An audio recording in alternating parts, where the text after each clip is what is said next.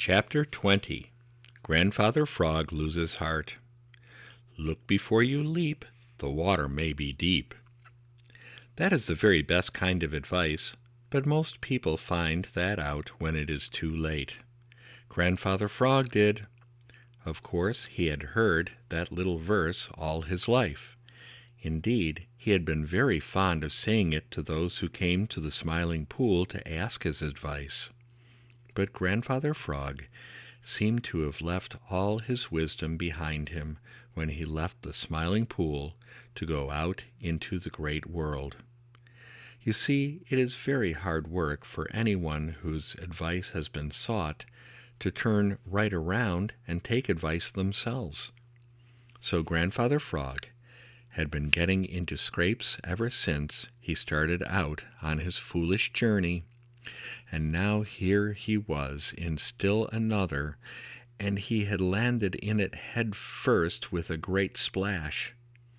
Of course, when he had seen the cool sparkling water of the spring, it had seemed to him that he just couldn't wait another second to get into it. He was so hot and dry and dreadfully thirsty and uncomfortable. And so, oh dear me, Grandfather Frog didn't look at all before he leaped. No, sir, he didn't. He just dived in with a great long jump. Oh, how good that water felt! For a few minutes he couldn't think of anything else. It was cooler than the water of the Smiling Pool because, as you know, it was a spring. But it felt all the better for that, and Grandfather Frog just closed his eyes and floated there in pure happiness.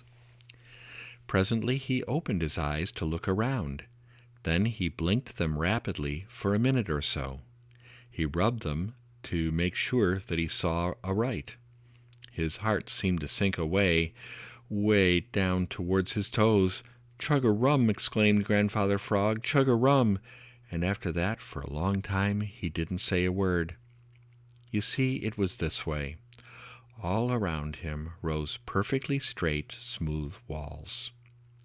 He could look up and see a little of the blue sky right overhead and whispering leaves of trees and bushes.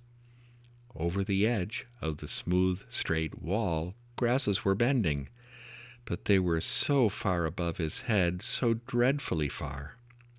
There wasn't any place to climb out. Grandfather Frog was in a prison. He didn't understand it at all, but it was so. Of course, Farmer Brown's boy could have told him all about it.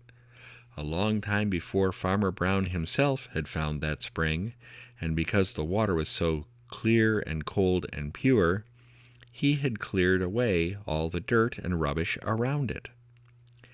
Then he had knocked the bottom out of a nice clean barrel and had dug down where the water bubbled up out of the sand, and had set the barrel down in this hole, and had filled in the bottom with clean white sand for the water to bubble up through.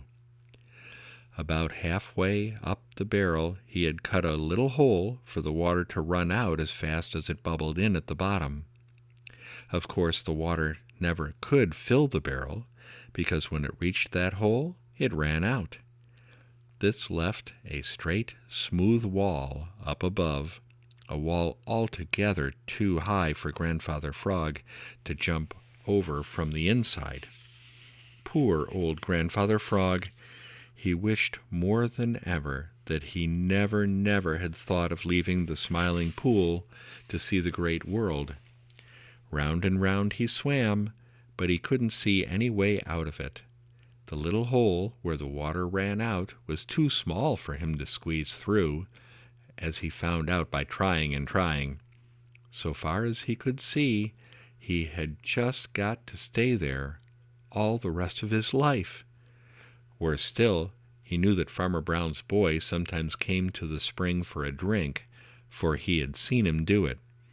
That meant that the very next time he came, he would find Grandfather Frog, because there was no place to hide. When Grandfather Frog thought of that, he just lost heart. Yes, sir, he just lost heart. He gave up all hope of ever seeing the Smiling Pool again, and 2 big tears ran out of his big googly eyes.